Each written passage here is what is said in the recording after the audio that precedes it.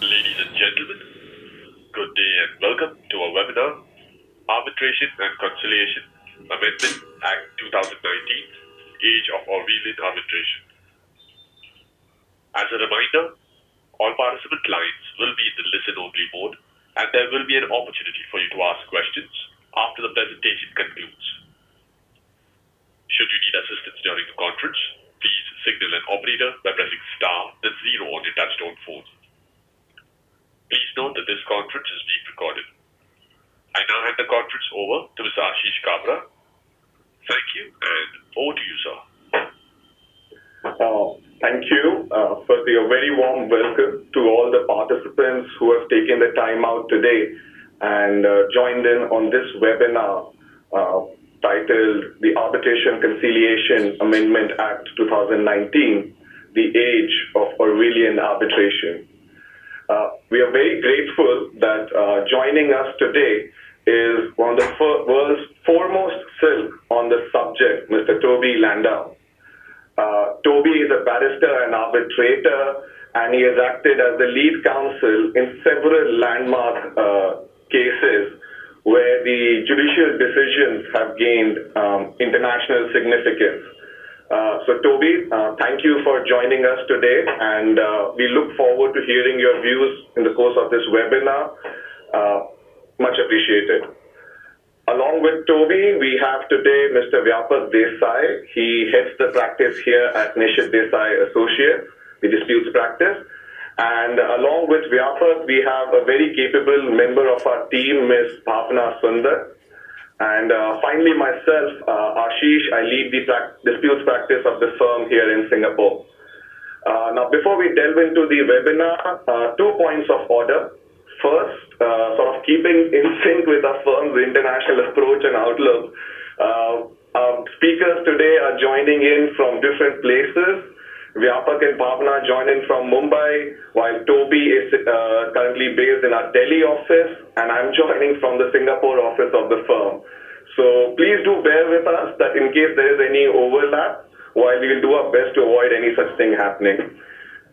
And secondly, the structure of the webinar today is obviously we're focusing on trying to get Toby's perspective, or rather international perspective on these changes which have now been introduced.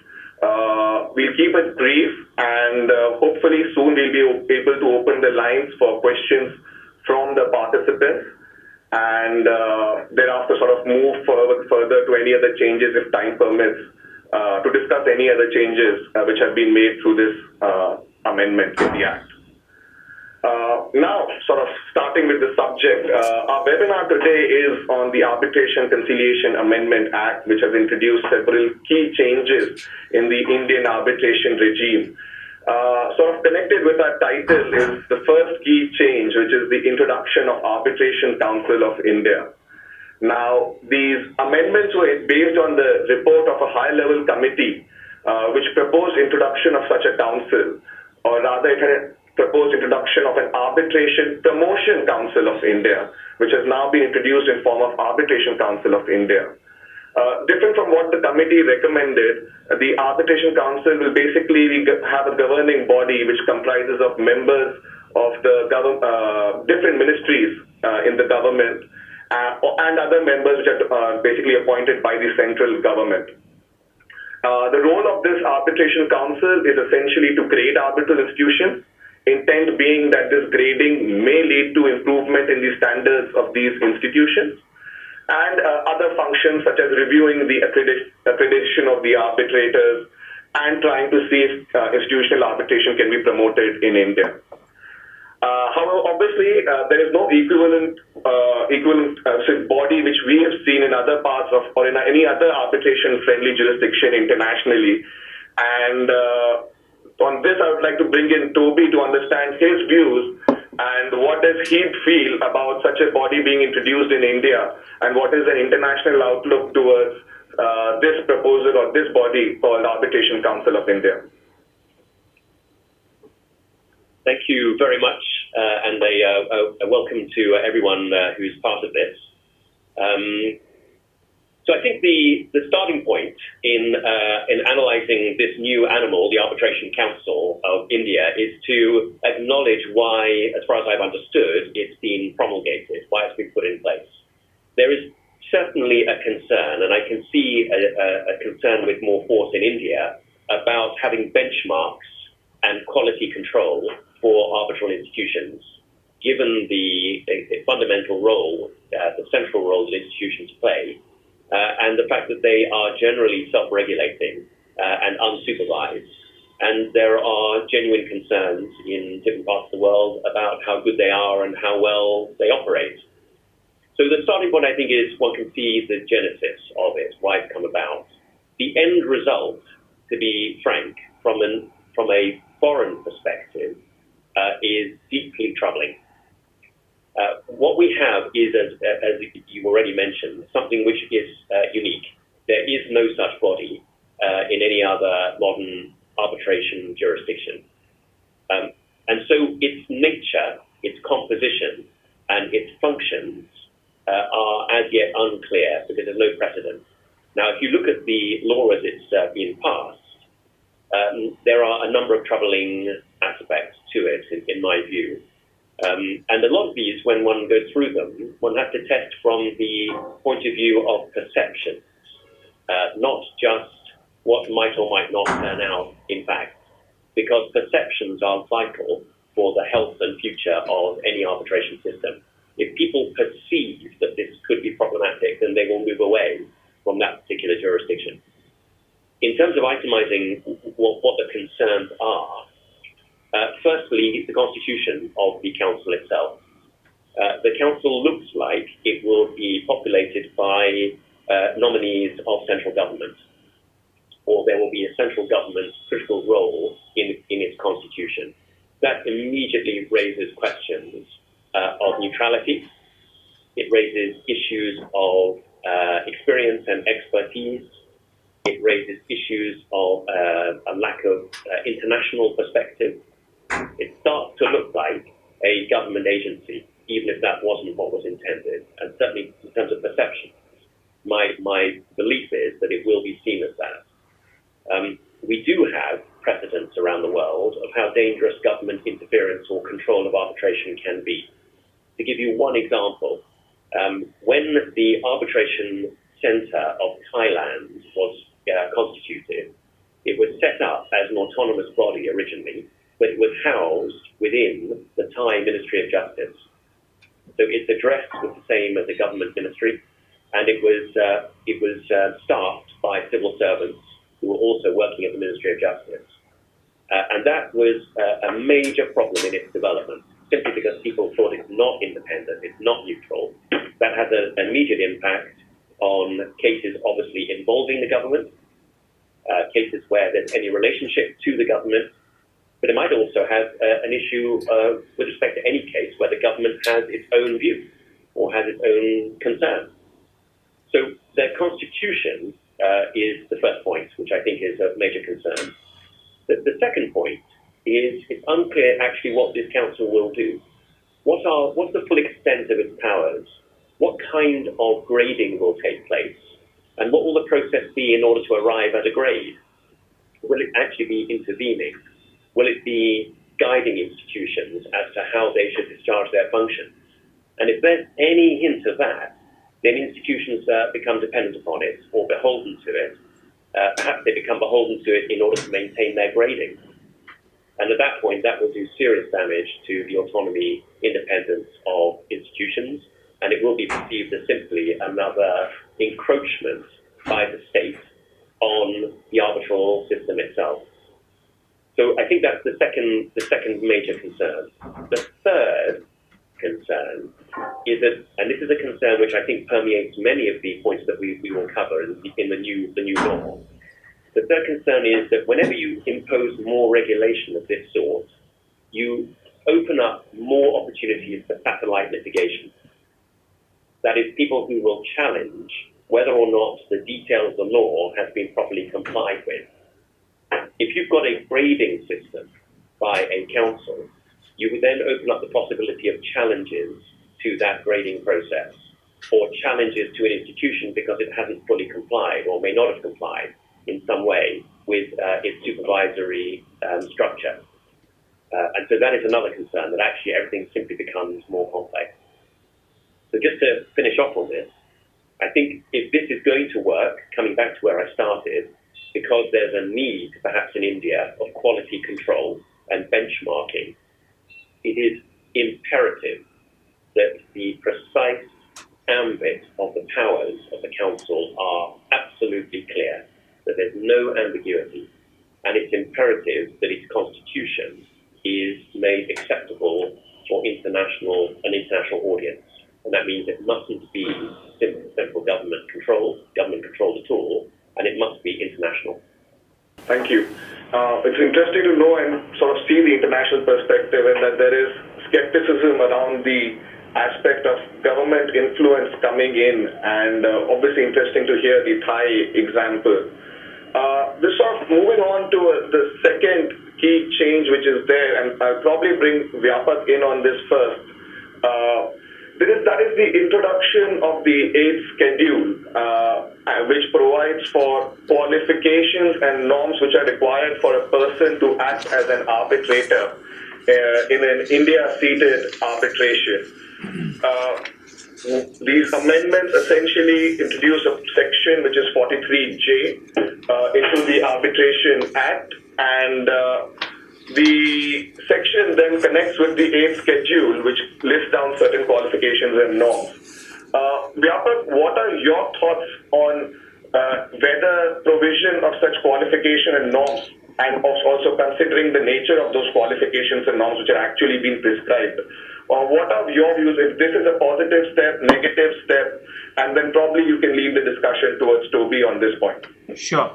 So I think in India, everything is based on some, basic requirement or some thought, which is, in my view, usually pretty much good and good faith basis in that sense. I think as we heard Toby on the Arbitration Council, even the need for a better pool of arbitrators as a thought or as a basic requirement is a concept which nobody can deny. So I don't think as a starting point there is anything wrong. The problem with Indian laws and the amendments and the way they are written is the skepticism comes on the mischief that it can play in terms of its implementation or in terms of affecting rights and interest of parties in general. So like the Arbitration Council of India, as we saw, the committee report talked about Arbitration Promotion Council of India, and the main change that they did was do away with the word promotion. And I don't know what's the objective of doing that. Similarly, as part of this 8th schedule which they have introduced, if you see the section 43J, they are talk about the qualification, experience, and accreditation of arbitrators. Now, they are bringing in this as part of three very different concepts: qualification, experience, and accreditation. And then, if you go to the 8th schedule, it talks a little different, because the opening statement itself says a person shall not be qualified to be an arbitrator unless he is, and then it goes into every aspect of the qualification. So I think the mischief here can be that at one end you are talking about grading of institutions, now you are talking about in a way grading of arbitrators, and then you are talking about disqualification of an arbitrator and laying down principles on which that disqualification can take place. uh, and then there are items in that disqualification, such as you need to be an advocate in India, which otherwise would require you need to be an Indian citizen. Then it would say you need to know basic principles of constitution law of India, and so on and so forth. Now, question is, when you talk about arbitration in India or internationally, I think the only principle which flows across is party autonomy, and the right to choose your own arbitrator. I think, in my view, those are the paramount items as far as the arbitration goes, because that's the basic construct as to why you move out of litigation. That you get much more autonomy and even a right to choose who would adjudicate your disputes. Here you are talking about qualifications and then grading. Uh, uh, One is the issues on domestic side, but considering today's webinar, we want to focus more on the international perspective, with Toby being part of this. Is uh, Will this raise a doubt in the mind of foreign parties? Let's say, to say, can they even appoint a foreign practitioner, or let's say appoint Toby as an arbitrator in an India seated arbitration? Uh, do you want to even give that doubt in anybody's mind by putting such provisions? One can interpret this in many different ways, but any perception to even suggest would lead a negative impact on the arbitration in India rather than a positive one. What possibly is required as part of the law is to increase the pool of arbitrators. Yes, there are institutions who train arbitrators, there are institutions who do the courses, integrate them as part of the arbitration community in India, or look at some other provisions.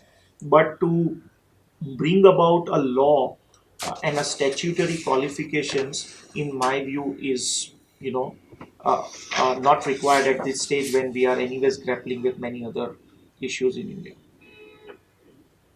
Thank you. And it's interesting because the norms which are also listed in the eighth schedule are, in that sense, amusing, because it says an arbitrator shall be conversant with the Constitution of India and so on.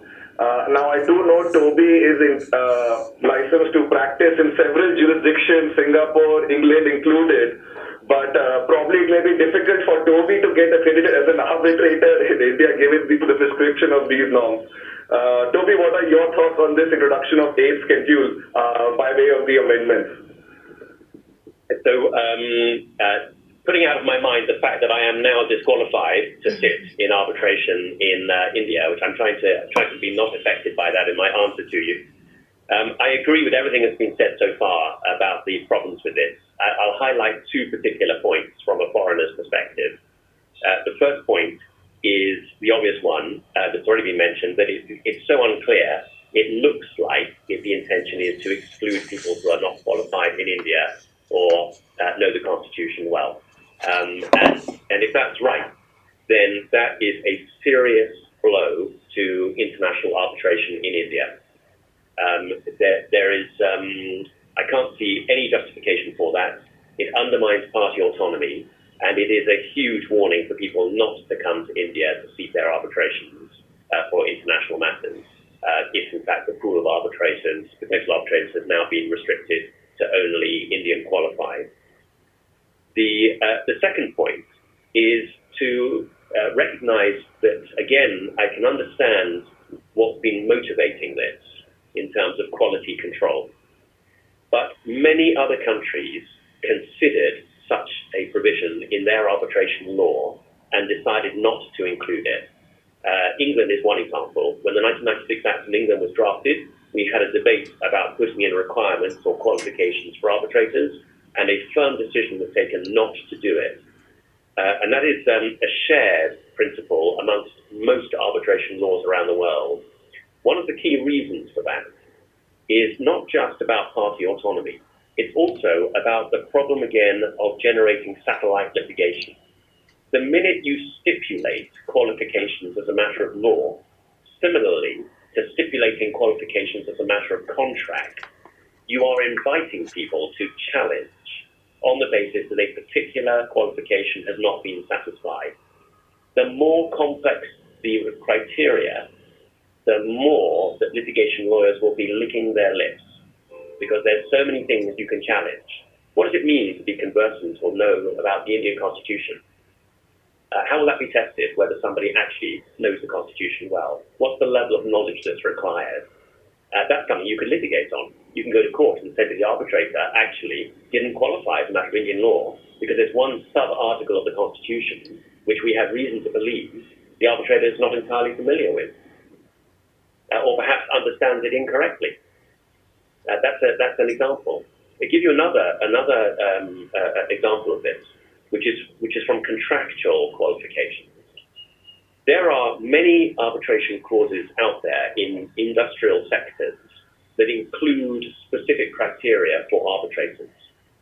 One of them, which has been around for many years, which was before the age of equality and political correctness, said that the arbitrator must be a, quote, commercial man.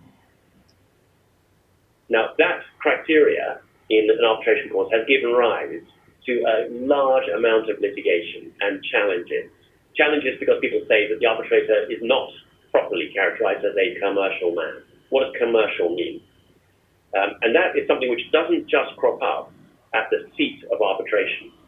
This is very important. It's not just a challenge that will be in India. This is a challenge that could be hanging over the arbitration process anywhere around the world where recognition and enforcement is sought. Wherever that point, wherever an award is brought before a court around the world to be recognized and enforced, the way is now clear for somebody to take the 8th schedule and say the arbitrators were not properly qualified as a matter of Indian law, and then slow down the process as a result. So all of that to say that I think this is very, very unwise, and it's not, I think, the most effective way to actually have quality control. If the instrument is actually just too blunt. Thank you. I'll probably now hand it over to my colleague Bhavna to sort of take up the next questions which are there. Bhavna, over to you. Thanks, Ashish. So another very important amendment that the 2019 Act brought forth is that on timelines. So as our callers may also know, delay is one of the biggest issues in Indian litigation and arbitration. So the Arbitration and Conciliation Amendment Act 2015 tried to resolve this to some extent by suggesting that arbitrations should be completed within a timeline of 12 months from the date that the arbitral tribunal comes into reference. This could, of course, be extended up to 18 months. The 2019 Act has brought two significant amendments to this timeline. The first is that it states that this 12-month timeline will commence on the date the pleadings, that is, the filing of the statement of claim and the statement of defense, is complete. It also says that parties have to complete the filing of the pleadings, statement of claim and defense, within a period of 6 months. Another important and interesting amendment is that it excludes international commercial arbitration from this 12-month timeline for completion of arbitration proceedings. There is a non-binding proviso which has been provided, which states that there should be an endeavor to complete international commercial arbitration within 12 months, but this again is a non-binding proviso.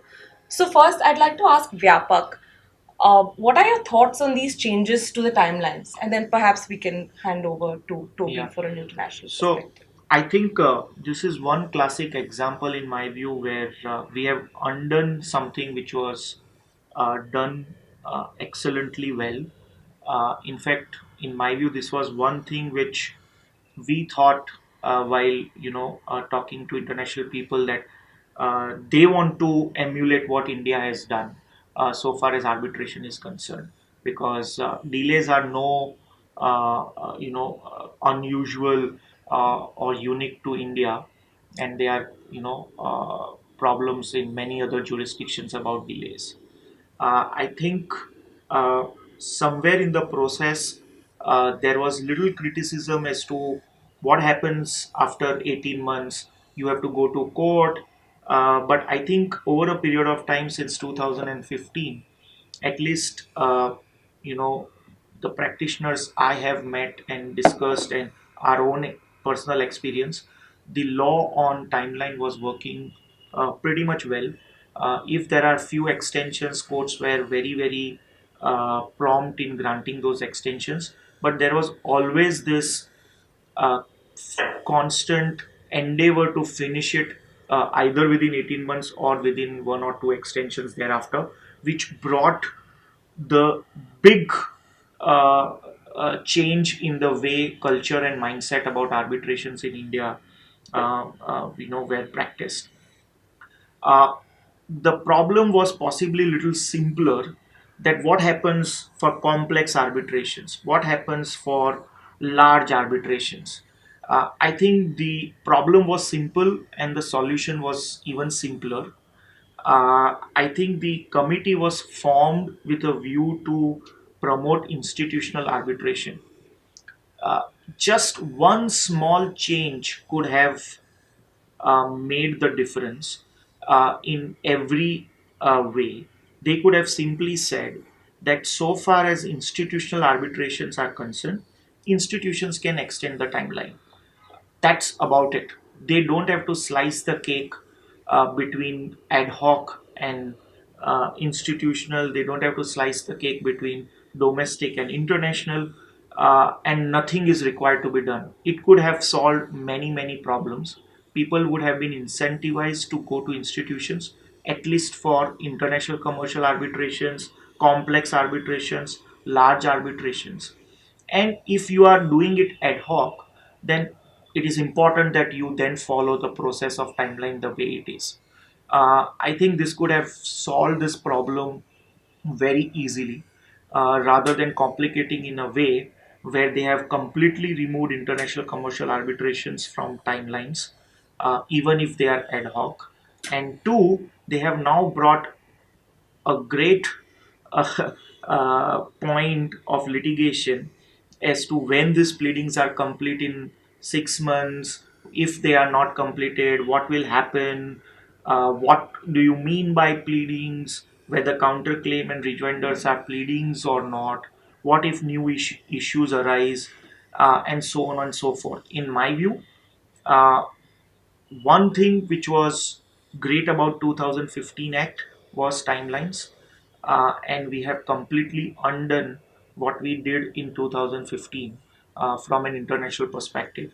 But again, we'll like to hear Toby on this, because I know initially there was a lot of criticism about the timeline, but internationally everyone boasts completing their arbitrations within 18 to 24 months. So what is so great about what has been brought in as part of our law?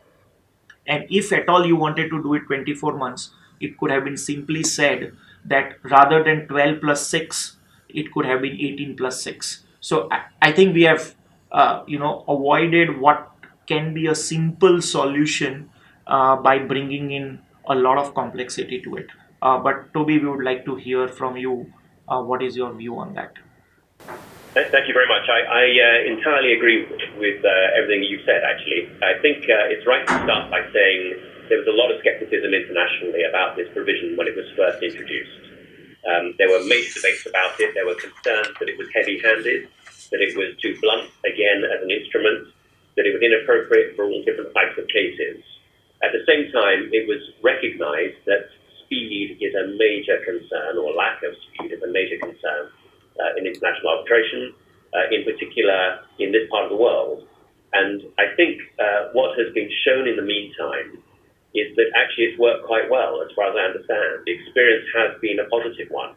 And my own view is that it was a courageous legislative instrument. Actually, it was courageous to do it because it was really meeting a problem head on. And if it's worked well in the meantime, contrary to international fears, then excellent. It should be maintained. And so I think on that basis, it's a shame then to lose it now for international arbitration, when there doesn't really seem to be any particular reason for doing so. On top of that, where I have a major concern now is the detail of how it's actually to operate. And this is the point about it going from the starting point being a closing of pleadings. There are obvious points to make about, which have already been made, about what does that mean? When are pleadings closed? How does that work in complex cases, etc.? But there's a bigger point which I wish to emphasize. What this provision is doing is it's simply restating a commonly held assumption, which is an incorrect assumption about arbitration. And that is that it must procedurally follow court. There must be a statement of claim, and there must be a statement of defense, and there will be a pleading phase which will close. And beyond that, the process will then continue very much like it's always continued in an adversarial court setting. And actually, there's nothing as a matter of law that requires that. This is a problem that's infused in arbitration. It has been for years. And what we should be doing is allowing arbitration to be flexible. We should be allowing it to be completely unlike court. It should be tailored to the needs of the particular dispute. So why should there always be a standard pleadings phase, which culminates in a closure of pleadings, which will then trigger the legislative time period? There are many cases now internationally that are being handled very differently, that are being handled on more of an adversarial, an inquisitorial basis, where you don't have one statement of claim and one statement of defense. You will carve it up into different issues which are explored at the initiative of the tribunal. You may have a tribunal calling a meeting for an opening submission, which is way before any full pleadings are made, actually, or partial pleadings, and then follow-up pleadings on different issues. So all of that, I think, is swept away by this time period because it's assuming a particular procedural constraint, which I think is unhelpful, actually. Yeah, you are right, because what if you want to bifurcate certain pleadings or certain issues, and then you have no option but to finish the full pleadings in 6 months, where you might not even require at a later stage, because a lot of arbitrations get over in the first bifurcation, partial award or something like that. So we entirely agree, and we really think that this was not happening so far as the Indian arbitration is concerned, because this is definitely going to be a big blow for India-seated arbitrations, in my view. But with that skepticism, but with some more positivity in terms of other provisions that have come about in the law, which we would discuss depending upon the time permits. But we would like to also open the floor for few questions in the meantime, if there are, and then move to other amendments and other issues that which we are grappling with the new law. We will now begin with the question and answer session. Anyone who wishes to ask questions at this time, please press star and 1 on your touchtone telephone. If you wish to remove yourself from the question queue, you may press star and 2. Participants are requested to use handsets while asking questions. Ladies and gentlemen, we will wait for a moment while the question queue assembles. So maybe while the questions are queuing up, I have a starting question for Toby. Toby, given these changes, and obviously there are certain other changes as well which are positive in nature, what would be your broad advice to parties negotiating the dispute resolution clauses in cross-border transactions involving India? I'm sorry to say that at the moment, I would be advising not to have an arbitration seated in India. That's a rather short, sharp response. But that comes with the background that India has always been seen as a difficult seat internationally for foreign interests who have always been concerned about the overly interventionist approach of the Indian courts, as well as other difficulties with Indian arbitration and the way that it's conducted. Some of those issues have now been resolved, and other issues have been created. And so I think at the moment there's nothing in this new law that really I think will improve international confidence in arbitration seated in India. I'm sorry to say. I do note that Section 43J, which is now there, it allows government with the sort of involvement of Arbitration Council of India to amend this 8th schedule. So I do hope government uses that power and sort of changes what is currently there. Now, obviously, if there are any questions, we'll probably take them now. Can I ask a question? Yes. Of course. Sorry. Just on this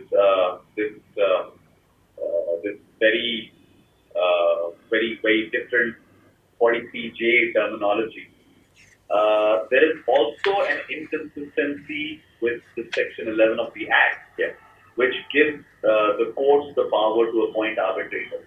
Now, Section 11 actually says that if it is an international commercial arbitration between parties of two different nationalities, then the umpire, the chairperson, will be from a neutral nationality. So there are still some conflicts which need to be ironed out. But I'm not completely losing hope that you can't be appointed as an arbitrator, relying on that particular position of law. But my question to you was on a slightly different one. My question to you, Toby, was on the fact you mentioned the silent arbitration sector and how its perception was that of a government-controlled institution by the mere fact that it was housed in their ministerial complex. But isn't that exactly how the Act also started from City Hall? Yes. So why the two different standards? Why the two different standards of perception for the Act, which has probably always been seen as a very, very independent and a neutral institution, and a different standard for the Thai arbitration center, which we are now, of course, importing to the arbitration council. It's all a question of how confidence is built up over time. And I think that for the SIAC, there may well have been concerns early on in its life about its neutrality.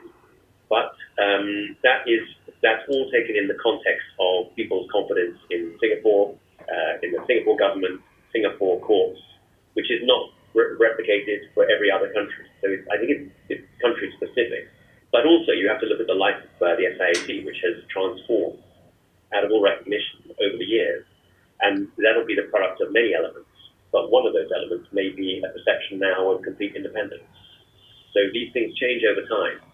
And that's what one has to learn from. There are no questions. Okay. So maybe we can continue with the flow of the session. And maybe Bhavna, you wanted to ask a question. Sure. So, the 2019 Act also introduces a provision on confidentiality.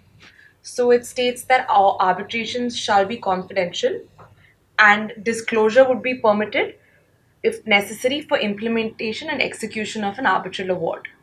This is very different from what the committee report had actually suggested, where they had said that an obligation of confidentiality can be incorporated in the form of a provision into the Arbitration Act, but exceptions can be provided, such as whenever it is exceptions such as disclosure, which may be required to protect a legal duty or to protect or enforce a legal right. So we understand that this is in line with a lot of internationally accepted confidentiality provisions. So, how do you think the confidentiality obligation as it stands today through the Amendment Act will impact the arbitrations?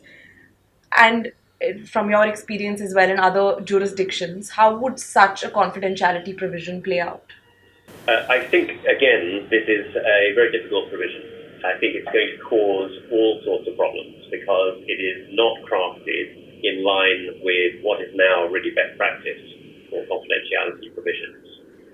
The initial question is, do you want to have confidentiality at all or have it protected in this way? That's a policy question. It's a live debate around the world. There are those who still say that confidentiality is one of the most important aspects of at least commercial arbitration, perhaps not for investor-state arbitration. There are those who say that it's now actually overrated and the confidentiality shouldn't be protected in the same way as it traditionally has been, and perhaps it's more for parties on a case-by-case basis to agree if they wanted to have confidentiality. But beyond that policy question, there's simply a question of drafting. The exceptions in this provision are too limited. The one exception, so far as I can see, is far too limited. We know from long practice in many other jurisdictions that there are other situations where you have to have an exception for confidentiality. So you've mentioned already the protection of a legal duty or legal pursuance of a legal right. There are many others.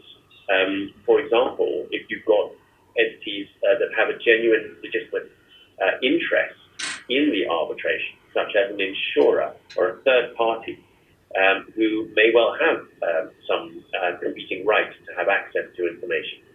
You also have a slightly nebulous category, which has been relied upon many times in other jurisdictions, of the interests of justice.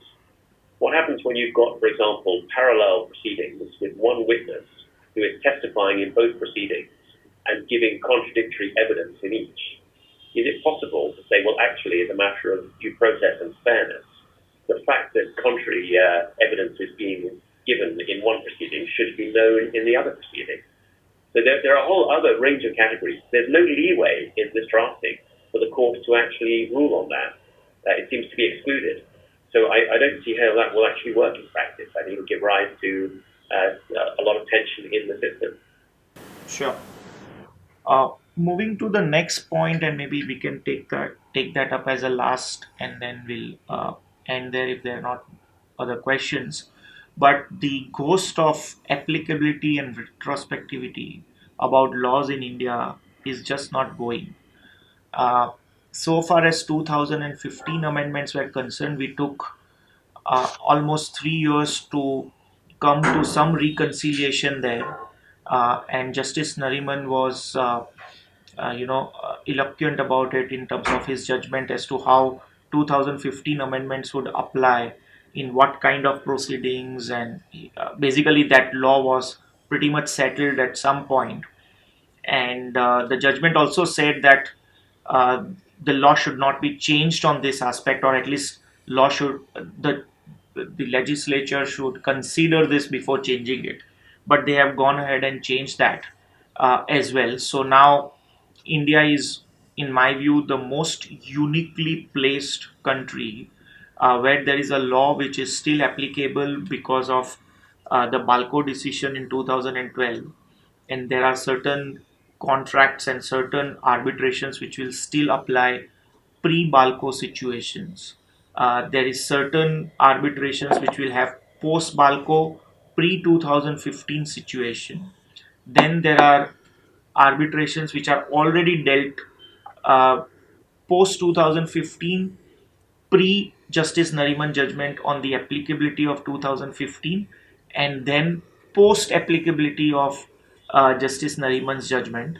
And now we have 2019 law which relates back to 2015 and says this is how 2015 amendment should be interpreted. So we have like maybe sixth law applicable on the applicability of arbitration law. And uniquely 2019 Amendment Act is silent on how these provisions will apply so far as the past, current, or new arbitrations are concerned. So I think it can't be more confusing than that so far as the applicability of law is concerned. And again, uh, this is more Indian issue in terms of applicability. But again, we would like to hear your view, Toby, on this as to uh, how does other countries deal with these situations, and amending laws in this kind of manner and fashion, and knee-jerk reactions, or in a way that they are coming every 2 years or every 3 years. How does that affect the foreign sentiment so far as the jurisprudence is concerned, and the process of arbitration is concerned? Very, very briefly, it undermines confidence even further. The one thing you do not want to have in arbitration is any kind of uncertainty in terms of the governing regime. Any uncertainty opens the door again to challenges and litigation. And the international perspective on this is that this isn't just a question of an Indian court's ruling. You have this complexity. You have to try and untangle it somehow. But that untangling may not happen before an Indian court. Now, if it does happen before an Indian court, that's a problem because there'll be delays, like any court system. There'll be costs, and the process is rendered vulnerable. But the argument may be at the recognition and enforcement stage. So again, some people raise a reservation as to whether or not the appropriate legal regime in India has been applied, depending on what regime applies. And then when you get to recognition and enforcement, whether it's under the New York Convention or not, elsewhere around the world, you'll have an argument from the losing party saying, actually, this arbitration was conducted under the wrong act. There were references to the wrong statutory regime. Look at this complexity in India, and that's the reason why the award can't be enforced or recognized. And then that's going to have to be resolved. And if it's resolved before a foreign court, if it's a common law system in particular, you may well then have to wait for the service filing of expert reports from Indian lawyers who will then give evidence to the court on foreign law. And then maybe you have to have a process of cross-examination of those experts. Again, this is exactly what you don't want in a system which is supposed to be streamlined, leading towards finality. So it's very, very dangerous. Sure. So, Ashish, you have also written a couple of articles on this point, and now sitting in Singapore. So, any perspective, a bite on this as to how this would span out or would impact arbitrations in India? So indeed, as has been sort of said earlier, issue around applicability or lack of understanding around how a law would apply is always a grave concern. However, and at this stage, I would not like to go into what would happen to the old cases, because clearly there is a big quandary. Following the judgment in BCCI versus Kochi, a lot of arbitral awards had moved towards execution and were being enforced. And several parties were ordered to deposit security in court to stall this execution process. Now, this law obviously, in a way, could be qualified as a statutory overruling of a judgment of the court, and could then have consequences on all the previous proceedings which were going on which actions were taken to execute the award. So what happens there? How will the court take it? What will happen in those cases? Do we return those assets which have already been sort of transferred to the other party pursuant to execution of a favorable award? These questions will now have to be looked into. But importantly, the applicability of 2019 Act is now something the government has said they will not speak on and have left that completely open. But when you look at the provisions which are there in the 2019 Act, fair few of them are clarificatory in nature, such as the amendment to Section 17 and the amendment to Section 37. So there should not be major issues around applicability of those provisions. With regard to the other provisions, particularly the change in the process for appointment of arbitrators, again, that seems to be prospective, but given the fact that there is an administrative power being done, possibly in ongoing arbitrations, if the issues again arise, we may see courts ruling towards the side that the new law can apply even for appointment process in those arbitrations. But in other areas, how the confidentiality, immunity provisions will play out, there may be a slight degree of confusion. It would have been useful if that had been clarified, but all I can say is more work for us, and so we look forward to it. Sorry to interrupt, actually one just came up from Amoga Krishnan from Gujarat National Law University. Thank you. Good morning. My question is, now that the Act is yet, the houses have passed this amendment, but it's yet to be notified. My question is, once it is notified, what is the route forward? How does the Indian community deal with this amendment, and is there any way we can work around this and still promote international arbitration in our country? I don't know whether we should answer or Toby, but definitely this is going to be very tough now. Uh, while there were very positive developments since 2012 and post 2015, the jurisprudence has also been very supportive of arbitration in India. The experience was excellent. With these amendments, doubts are raised, and it will be very difficult to convince people other than see this in practice as to whether these doubts are, somewhat taken care of the way they are implemented. But at least my view is that this is definitely not welcome in that sense, so far as arbitration in India is concerned. And in fact, we had written an article with a title that these are retrograde and regressive, without a question mark or an exclamation. So obviously, our view is very clear, but we again would want Toby to, answer, and also, his views or his advice as to how do we handle this as we go forward. I'm trying to sort of end this session thinking of something optimistic and positive to say. I'm struggling over this particular act. I think these changes, at least the ones that we've discussed, are serious issues for India. I can't quite see how they will be solved short of a further amending act. Although there may be some court accommodation through litigation over the coming months or years to find a way around. But I think one positive point I would perhaps end with is to say that what one does see here at least is a legislature and a government that is trying to react to real problems, that is actually responding in relatively short succession with amending legislation.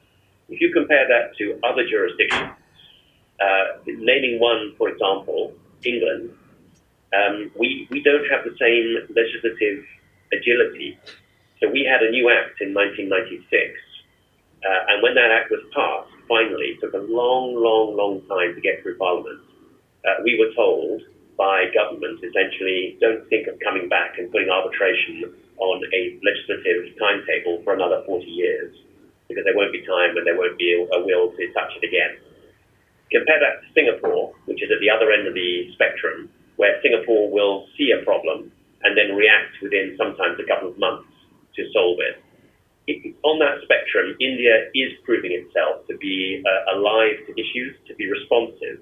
And so perhaps my departing thought is to say that whilst that attention is there of people in government, hopefully they can be steered to actually correct this in a short period of time, since obviously they have a live interest in ensuring the future of Indian arbitration. Yeah. So Ashish, you may want to conclude. Yeah. So with that, probably we'll bring this webinar to an end. I think we are perfectly on time. That is 1 hour that we targeted. Toby, thank you so much for taking your time out today and coming to our office. We do know that you have subsequent commitments which you need to get to. So with that, I'll thank you once again, and thank you Vyapak and Bhavna sort of joining in from there. And finally, thank you to all the participants who joined in and took time out in their busy schedule to sort of participate in this webinar and to hear the views of the speakers over here. Thank you all, and with that, I'll probably end this webinar here. Thanks, Ashish, and thanks, Mozam and Ria, for taking care of our Delhi, part of it. I hope Toby is taken care of well, and thanks again for joining everyone. Thank you. Thank you.